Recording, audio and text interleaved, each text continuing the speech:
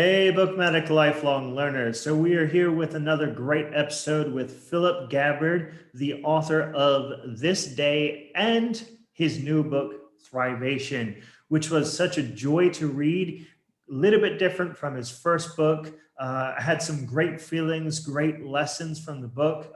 So I'll let Philip introduce himself and his books a little bit. Thanks, Matt. So yeah, I've got two books out. You might have seen that one recently. I know you've read it.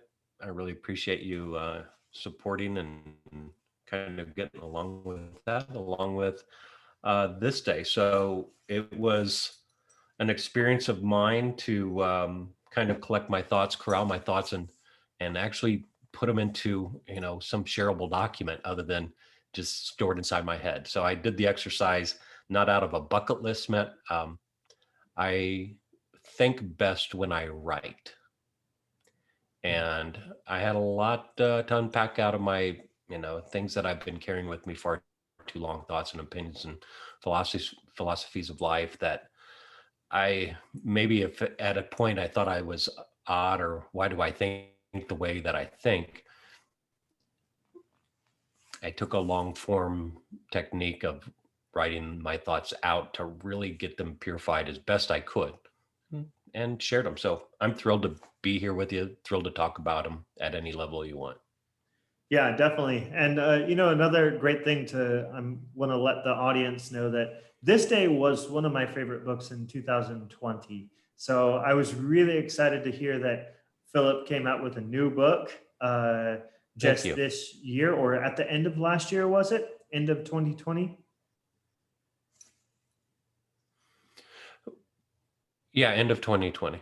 Yeah, end of 2020. So yeah, I read it while I was on holiday in Bali, Indonesia. I was sitting there at the beach reading Philip's book and just looking out at the ocean and just relaxing. And it was a perfect read for a beach read, no doubt. You just get this feeling of relaxation when you're reading the book. A little bit like surprising as well in certain parts. Actually, maybe Philip, can you define thrivation?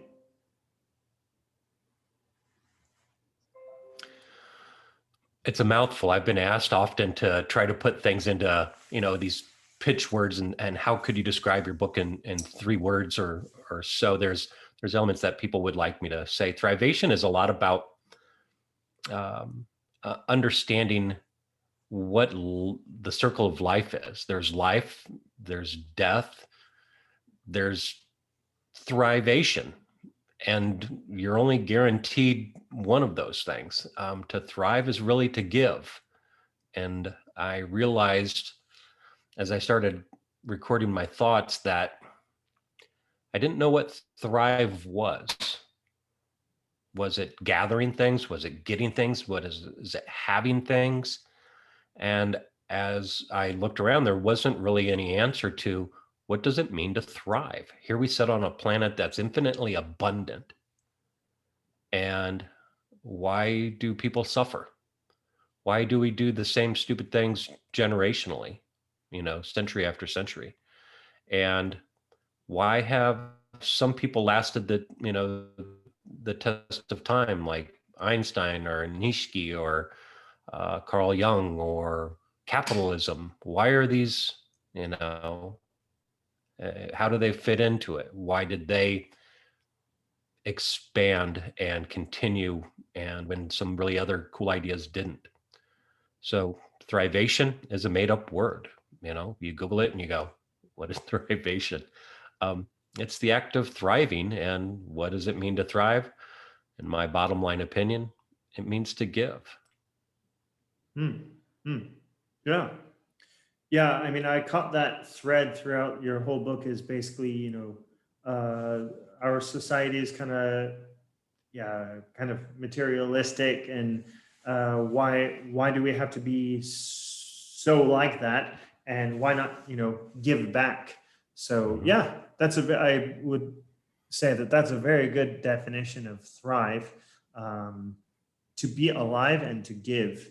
So yeah, what inspired you to write Thrivation? I had a little bit of, uh, I think most of us can identify with it, especially this year. We had to deal with a lot of death. And I got to say, Matt, it hurts my heart to watch us go through these actions and I guess a celebration of a life, after somebody passes. But it's like, really, what is left? And what are we playing for? And it's not, in my humble opinion, about just, what was this life about for you? It's what this life can be for you and everyone around you. And I want to say that my writing experiences kind of ebb and flows. And when I get an idea, as I mentioned before, I it flows out of me. And this expression flows out of me fast. And so I write and I write and I write and I keep yellow tabs and voice recordings and just things that occur to me. And but it was through the loss, loss of a nephew this year, a loss of a father-in-law this year, right at the closing time, right as I was finishing Thrivation, I lost my father-in-law. And so I went back in and re-edited and made sure that he was included in it. But death found me later in life, meaning I didn't have much experience with it. And I don't know why we don't talk with death, at least in the United States, or in much of Western society, as some other cultures do. And I just think that there's many of us that feel life is, while it's indeed sacred, that it's the only thing, and it's not. There's death, and we should talk about it. And there's what happens after death. We should talk about it. It's not spooky, and as they say, we shouldn't talk about politics or talk about religion. And yes, we should. We should talk about all of that often, not make it so sanitized. And I speak to that effect in this book, that death is now so off the front pages. We talk about it, but for example, I live next to, literally on the country of Mexico, on the border, and in the Mexican newspapers, they will show a body on the street, but in the US, we won't.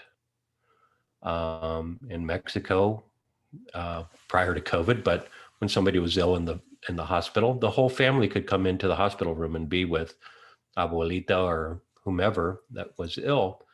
But in the US, most hospitals allow one person in to visit at a time or two. And so there's this sanitization of the experience. Robert Greene spoke about it very well. And was a period in our past, in the American past, during the pandemic of 1918, where there was a fear of bodies being piled up on the streets. And people worked to make sure that that wasn't seen or experienced. Like if it wasn't on in your eyes, it could possibly be not true. But the sanitization of death is probably part of the problem with this fear of living and stuffing everything we can into this life that causes us to misplace the important things in life, like having conversations about what can I give to another person to make their experience better. And by doing so, my experience is better now and forever will be. Mm-hmm. Mm-hmm. Yes, definitely.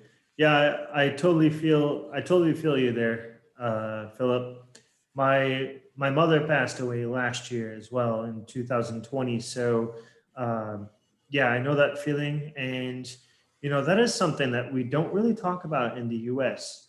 And it is something that actually, if more people accepted it as part of life, as the Stoics would say, memento mori, which is Hmm. remember death, or always remember death, and not in like a bad way, right? Not in a No. bad way. And Robert Greene talks about this in his book as well, The Laws of Human Nature, the last chapter about death. And yeah, it's just like, well, if we always remember that we're going to die, then we should appreciate every moment that we have living on Earth, which Hmm. is exactly what I get from Memento Mori. And I kind of got the same vibe when I was reading that section in Thrivation, you talking about all the death that happened around you, your nephews, your Hmm. father-in-law. And yes, it was kind of a sorrowful part of the book, but also it helped us to realize the state that you were going through and how we can understand that death is part of life. So we should appreciate every single moment of it and do what we can to thrive.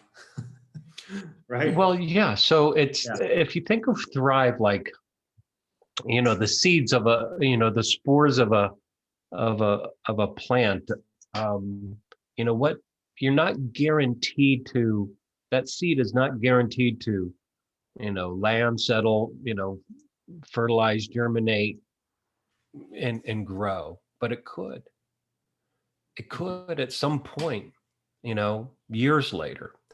And there was, maybe, to your point, there was this thing I experienced, like, why does memento mori matter? Why, the Stoics wrote that idea thousands through 3,400 years ago, but it stuck. Do you think just that caption, that phraseology has lasted? That's thrivation, in my opinion. These words that transcend time, that have survived 3,400 years. Mhm. Um, Henry David Thoreau uh, had a line in a book that just touched my heart, but he wrote that 150 years ago, folded in between these pages, and I came across it, and I opened those pages, and it blew my mind, like he was talking to me. I Mhm. have the same experience with Michel de Montaigne, um, a French philosopher of little notoriety, unless you were a French literature buff. And I cracked. My first editor said, "My God, you've got to, read this." He actually sent me the book on it, a well done recap of Montaigne, and I just feel like I'm reading a book about me. Mm. Mhm. Nuts, to have Yeah. this. Not necessarily, am I reborn? Am I? How do those words fill me like I've already said them or felt them or experienced them, and somebody captures that? And I think Thrivation's a little of that. It reminds you that there's a lot out there that we're going through, but we're only here because of seeds that were passed, and spread from the past. The streets we drive on, the cities we live in, we need to be thankful and full of gratitude for a lot of things, but most of that has been something left by some person or culture that has lived before us. Mhm. And that's what we have the opportunity to provide to not just the next generation, but all future generations. That's Thrive. Mhm. Mhm. Yeah, actually, I'm glad that you brought that up, Philip. Like, This is a question that I was going to save until later, but since you already Okay. brought it up, we'll talk about it right now. Okay. So you mentioned the transference of thoughts. This is one of the points. David Thoreau, you brought it up already, but yeah, you mentioned this transference of thoughts and ideas through generations, resurfacing and replanting in the minds of people trying to extend the boundaries of their capabilities. How can the conscious we thinkers, as you call it in the book, and doers keep on doing good for humanity and not succumb to the vanity of today? So the vanity of today is you've heard it called the me culture. It's the selfie culture. But I don't think it's anything new. This is not some new, illness that has found us. But the we thinkers are the ones who said, I need to record, I need to write, I need to chronicle, I need to. You think of somebody like Louis Salk or Louis Pasteur, that invented the polio vaccine or invented pasteurization, that didn't patent their product, their discovery. They gave it away and subsequently saved millions and millions of lives by doing so. And some of us, feel like, well, I've done something and I need to patent it and I need to drive my values. And there's nothing wrong with the monetization of anything. What I'm getting at is that there were some seers and thinkers and we thinkers who said, I know what I've done is good for humans, all humans. And they gave of themselves freely without monetization. And in that, I think, is inspirational, aspirational ways of being that I'm thankful. I'm so thankful that penicillin was invented. It saved my father's life when he was 18 years old. Mm-hmm. So that to me is a blessing. People who thought and, understand that time is a passing parade, man. It's going to go by us. We're here, but for a blink.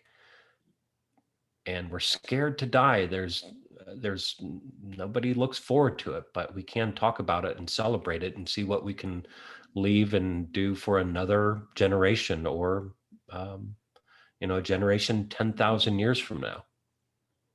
Mm-hmm. I don't know. It excites me. It excites me to no end. Yeah. Some people, I've heard this saying like, since I'm going to die, why should I care? I've heard some people say stuff like this, but with your points of thrivation, the facts that, like you used polio as an example, and that has saved millions of lives. And so, yeah, I mean, definitely the people, the naysayers who say stuff like, why should I care? Like, I'm not going to be able to make any difference because I'm just going to die anyway. Yeah. I mean, it's. I bring it up like, I'm just crappy, Yeah, I know it's popular nomenclature right now to say, oh, I'm just, living my best life. Okay, but you could be up to a lot more. Yeah. That sounds like a little bit of a letdown to me. Mm-hmm. Yeah. I think you can do better. Mm-hmm. Yeah, I mean, even if we don't make such a huge impact, at least living your best life. At least we make a little bit of an impact as much as we can. And the last thing I'll say about that, Matt, I think now we understand that, but for future generations, 10,000 years from now, people will be able to know your voice, know your thoughts, and know your ideas. your your descendants will forever know who you were, how you were, what you thought, or at least have the availability to do that because of everything's that's being digitally recorded, which was not the case, but for an exceptional few throughout our antiquity, if you will, throughout our history. There's been written word for 6,500 years, but only so many people wrote. Um, Furthermore, most people only was told that information. They couldn't read it. Um, so that seems so long ago, but as our advancements have manifested and grown, there's 8 million books that you can. There are so many historical records now permanently imprinted for future generations that our future generations are either going to be very thankful of many things that we have done and contributed, or future generations are going to know us as the idiots we might very well be, because a lot of us are taking really good opportunities to screw up what we're leaving behind. Hmm. And Earl Nightingale that said, care what you plant in it. Plant a good seed and it will grow. Plant a bad seed, it will grow as equally as abundant. And so we should be mindful of what we plant and what we sow, for somebody will certainly reap those, harvest, be it good or be it bad. Hmm. Yeah, true. And, I've heard people say before too, as well. I forget who it was, maybe Gary Vaynerchuk, document, document, document. Document. And yeah, of course, this is talking about like social media and stuff like that. But Sure. like, I think one of the best ways we can spread our thrive, our positive thrive, is by documenting, whether that's writing or creating videos, because yeah, we've got people in the future will be able to access this stuff as long as their technology is quite similar and they can access that. Because yeah, think back to the 8-track and the VHS, right? Unless you have a VCR, you cannot play those types of things. So who knows? But for sure, written words, as long as those written words exist, people can read them, right? Yeah. Yeah. And they should last. And so I think it's hysterical because I did recently have to go buy an adapter to get a mini VHS recorder tape transferred and did anymore, a video recorder. And in 1,000 years, should it matter to you living today, that something you do, what if it wasn't about you, Matt? What if it was about, what if you inspired somebody 500 years from now? Should you care? Yeah, you should care. That is what God has given you, this opportunity to change the world, to take from a world that is adequately provident and figure something out that is a betterment for someone else. Yeah, we should care. And if I'm living my best life, and that's too me focused, in my opinion. Maybe somebody's intention for those words and meanings are different from how I am representing it now. But think about what you do, the things we have and all this around us, that doesn't define us. It's what you do with it and how you give it to future generations. What impact, because it all goes away, much like the VCR and the 8-track tape. It will be replaced with something else, and we have a chance to contribute to that. Yep, for sure. So, Philip, while I was reading your book, Thrivation, I got a sense of a bit of a like aggressiveness comparing to your last book, This Day.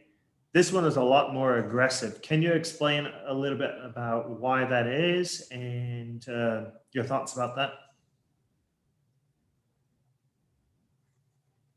Absolutely. This Day is really, it's very personal. It was a scary book it was my first book. It was very scary to put out into the world. It's an open reveal. It's very vulnerable. It's personal. And I was mad. I was mad at myself. I was mad at God. I, there was a lot going on there. And I think This Day really helps people open up, communicate, understand the multiplicity of choice in their words and their thoughts and their feelings. Thrivation is, there's two things here. There's a belief that for the world to get better, I need to get better. And then we're in community, and Matt, you and I rely on each other. I need you to step it up, and I want you to hold me accountable.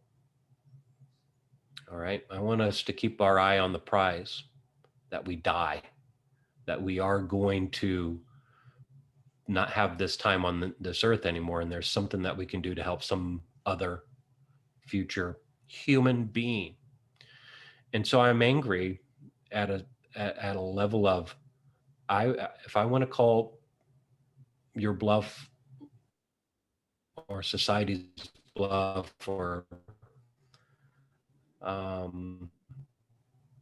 speak truth to power, I'm glad that you picked up on the tonality difference, but This Day is a more internal thought, and Thrivation is definitely an external thought of the collaborative that the network that we are in.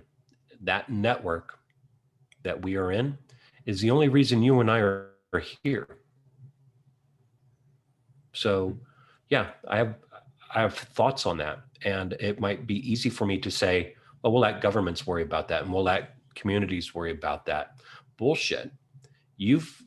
There's too many things that have been screwed up and tolerated and ignored, or that was compelled by greed more than compassion.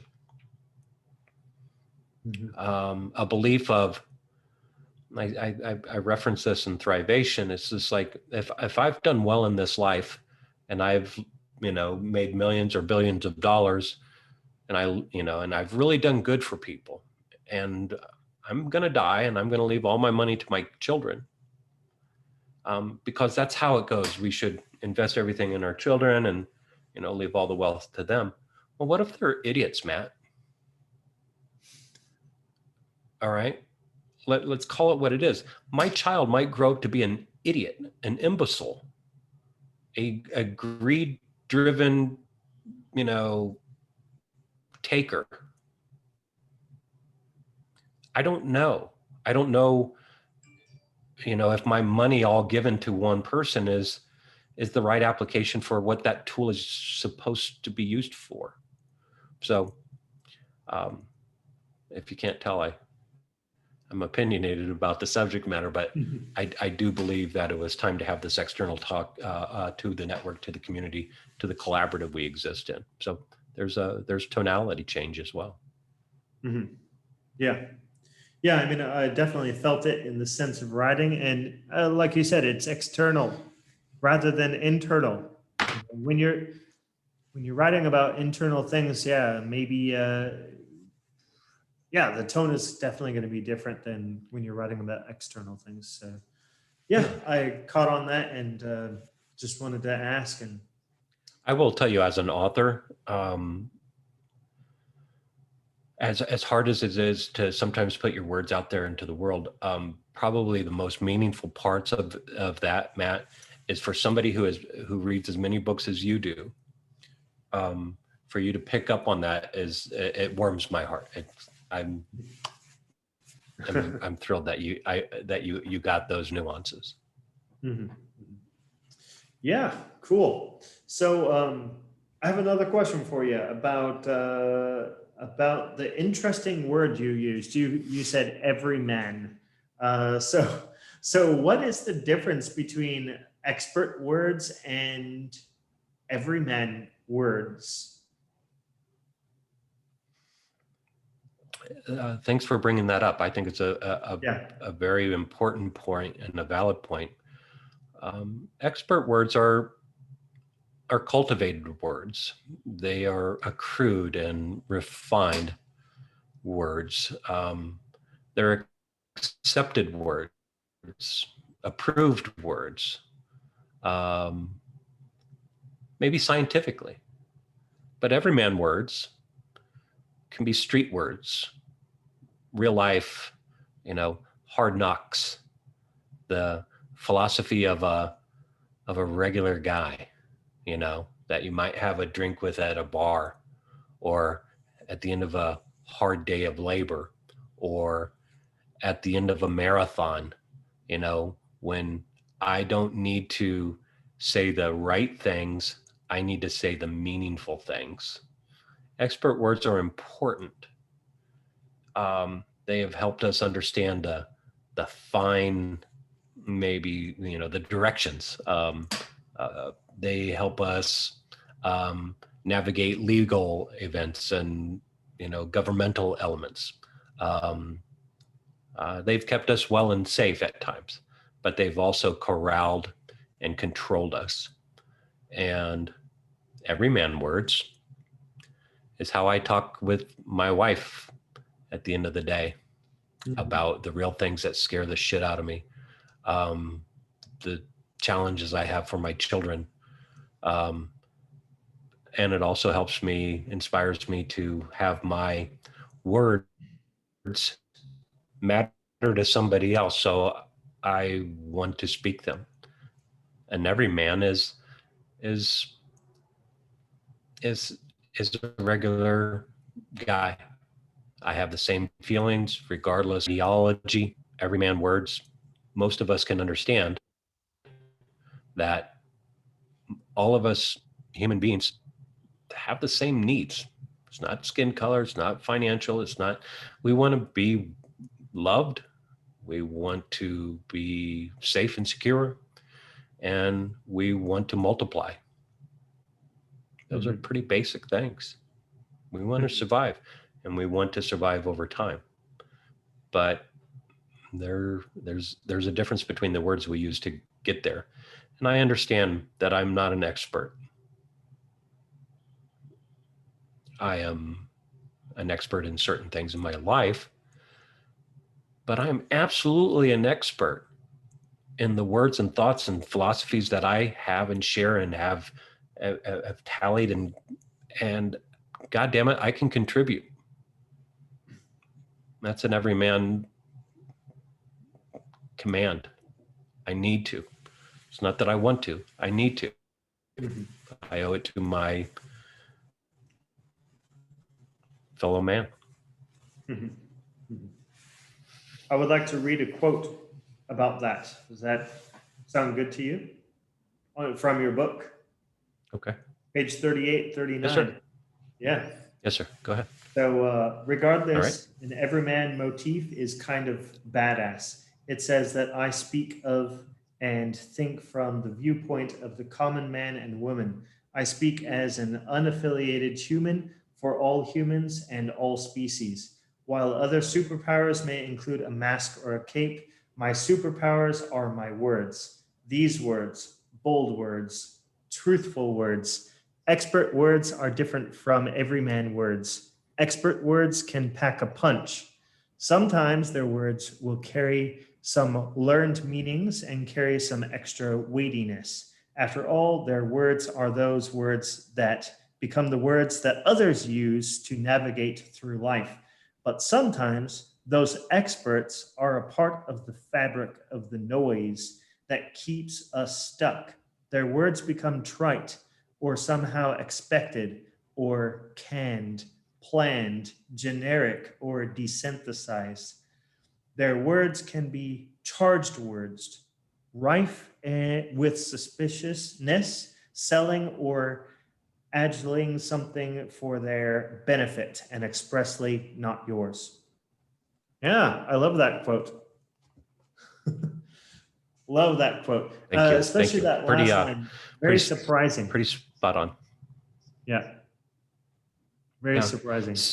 So if we're awake to them, sometimes we get misled and or have false hope or false beliefs, false prophet. To be conscious and to be thoughtful, and I think both of these books really curtail who we need to be as a human. We need to invest in our internal, and we have an external responsibility. So there's a lot to be said from having this exercise of internal, betterment, getting the right words, understanding our place in family and interpersonal relationships. And then how do we apply that to a macro? We're 8 billion people strong, bro. I had to look that up to, include that in this book. How many humans have lived? Over 110 billion of people like you and me. There's 8 billion of us on this planet right now. So there's 102 billion that came before us. That's just in the last 50,000 years, and most specifically in the last 40 or 4,500. Billions are coming after us in the next 1,000 years, Matt. That my words and your words could help. Am I in? Hell yeah. What can I do to help? Mm-hmm. Definitely. Yeah, right on. So that brings me to another great kind of connected question about how can we create thrivation, not just in ourselves, but in others? Because of course, the whole idea of thrivation is to give. So how can we cultivate it in ourselves and cultivate it in others? That's really important.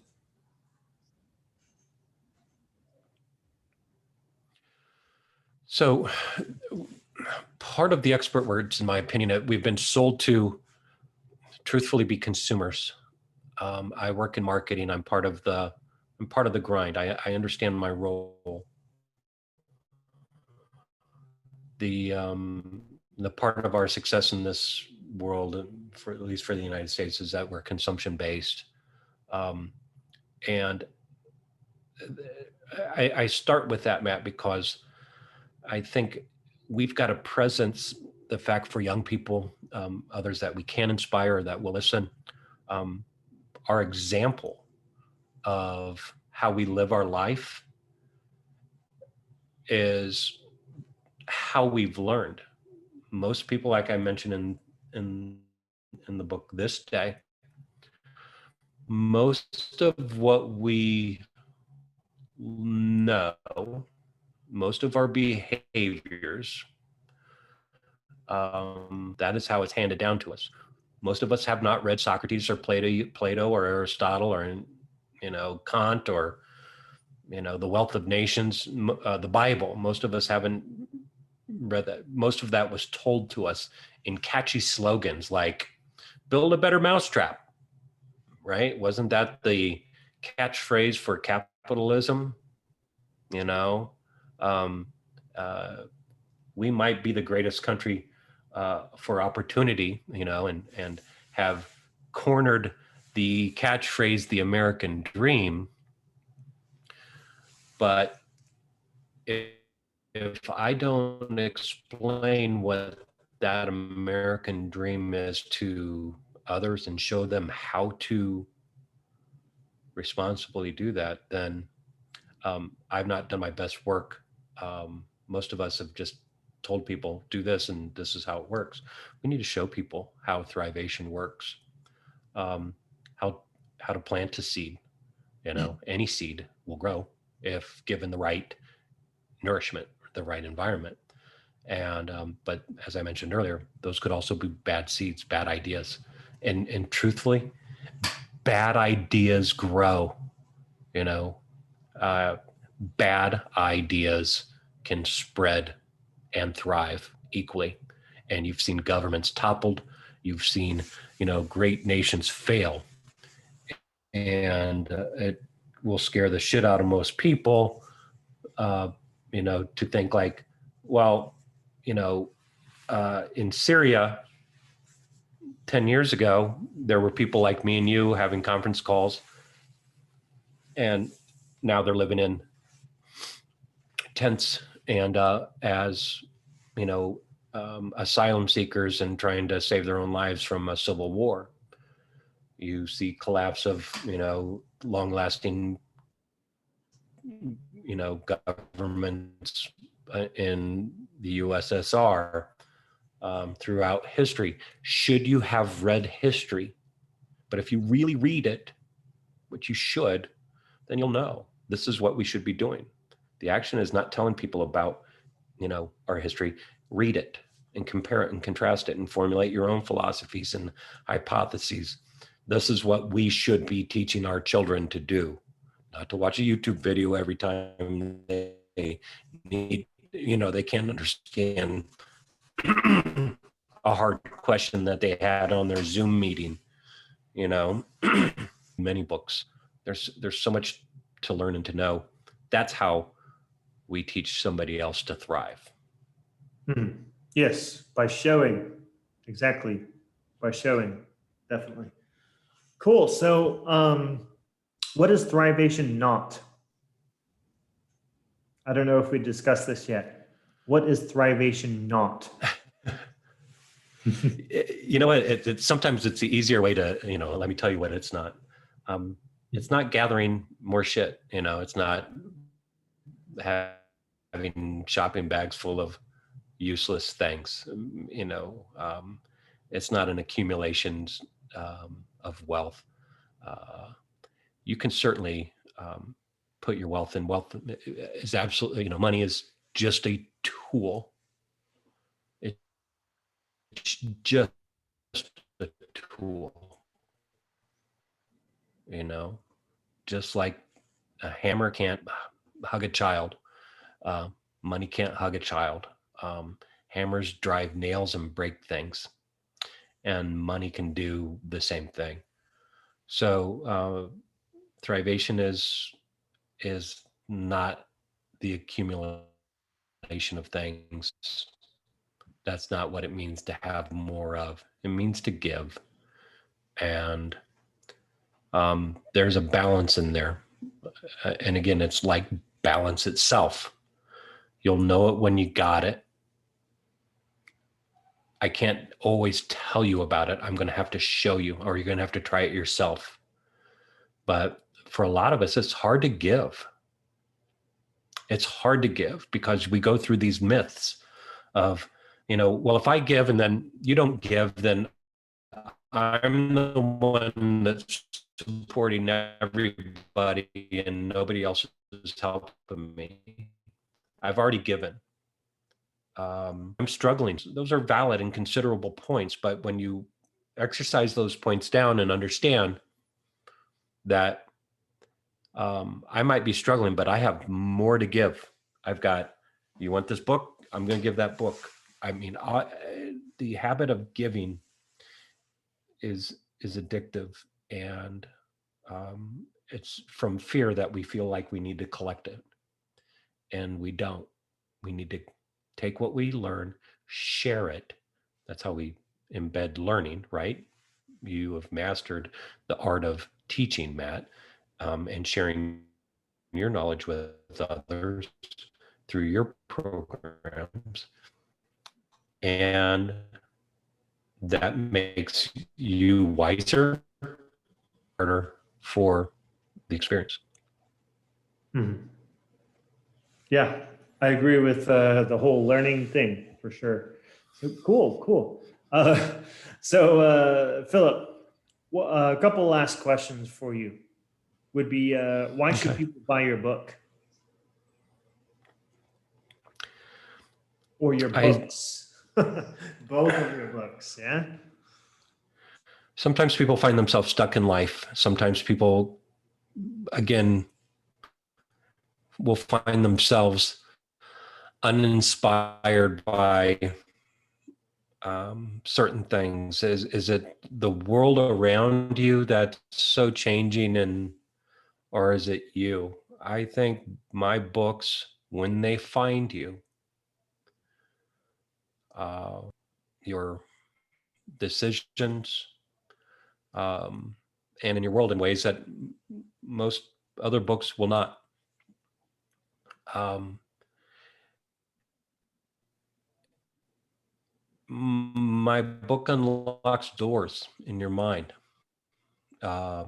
It has, it's not a trick to make somebody think. It's a method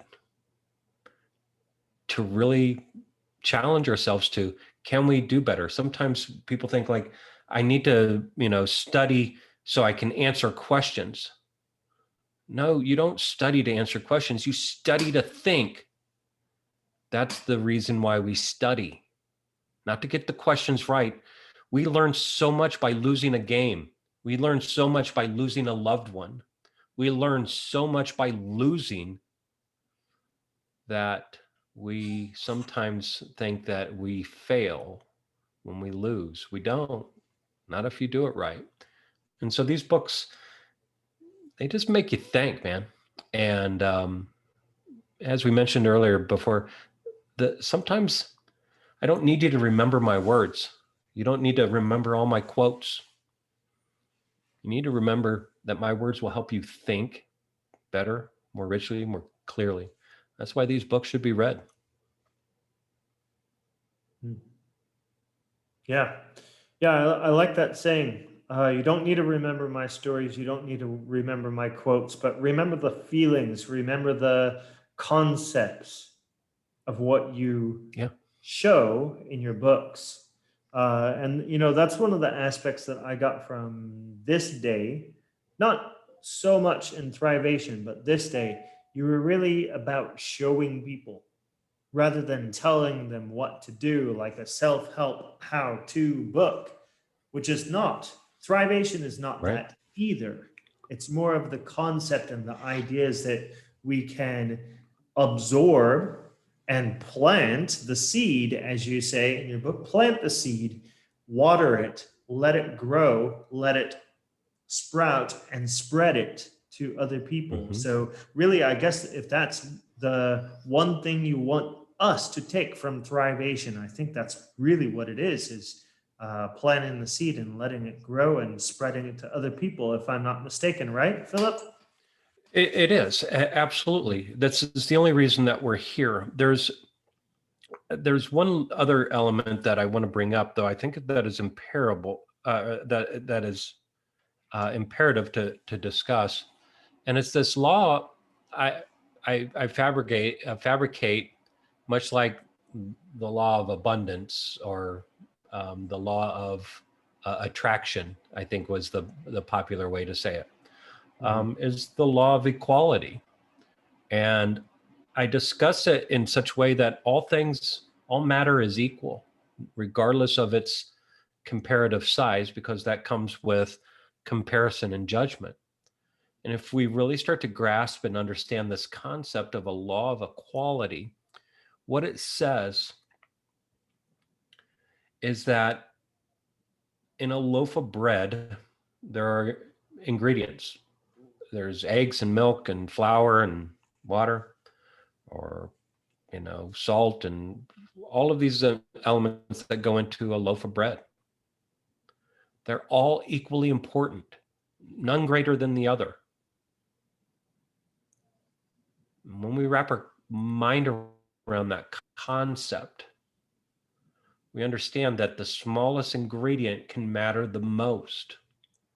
The tiniest seed becomes the oak tree.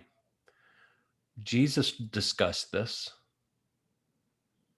He understood the power that mustard seed had to become a giant tree, just so a bird could sit on it to make man wonder. That's the power of the mustard seed. It's biblical. I'm just asking people to think think about your ingredient, the Matt Hudson ingredient. It's needed in this world. It couldn't be this world without it. Mhm. That's what you represent. It's what we Mhm. all represent. Mhm. Yeah, completely agree. Out of 100 and how many people did you say? 108 billion people that have existed on, no, 110 billion people. 110 billion people Yeah, have lived on this planet. we are one of them. We are one of them. And there will be many more. So, but yeah, we are a part of the world. We are a part of the world and we can make an impact. So that's what your message is. And I really love that. And I'm glad that the audience can learn from it and hear about it. And I hope that they go out there and get your book and plant their own seed, be inspired to thrive, to have thrivation. Matt, Uh, you've read both of my books, and I think you can compare and contrast, but I believe you'll also be able to share the fact that my writing style is a bit different, and it's enjoyable when you wrap your mind around it because it comes in bite-sized pieces. You can put the book down and come back to them, both of them. I think that they're valuable in a sense, but my question to you is, um, when you've had the experience of them, I think you read This Day a year ago, and it still comes topical to you, top of mind. Not that you remember the words, but you remember the experience. If if if I'm doing my best work, it's having other people tell my story as well. Um, I wanted to say thank you for reading my book, recalling my book, and experiencing my book. And I really wanted to say thank you for this time today. It means the world to me. I hope everybody on the planet reads these books, um, and I think we all will benefit by doing so. mhm. I agree. I agree. We will all benefit from it. So get your copy of it for sure. Let's support Philip. Let's change the world gradually, one person through the next, to the next, to the Mm-hmm. next, to the next. That's what we're here for. Awesome. Yeah, man. So is there anything else that you would like to add to this conversation? Follow along, follow me, follow Matt. I really just, I have faith in us. And I don't have much of a sales pitch for my books other than they'll find you. And when they do, you'll be glad they did. Mm-hmm. Definitely. Cool. So where can people find you? They can find me in El Paso, Texas. You can find me on Instagram at author Philip Gabbard. You can find my books, both of them, on Amazon. And, you can find me maybe touring the country here pretty soon. Cool. Yeah, I'll go ahead and include any of the links in the description of this video on YouTube and podcast. That way, people can reach out to you and have a conversation with you and visit you as well at your house. No, I'm just joking. Yeah, come on in, man. Yeah. So, yeah, man, thank you so much for coming on the show. We all appreciate it. I appreciate it. And yeah. Thank you so much. Thank you, Matt. Yeah. Everyone, we'll see you in the next video. Make sure you pick up next episode. We'll make sure you pick up a copy of Philip's book on Amazon. And yeah, take care, everyone.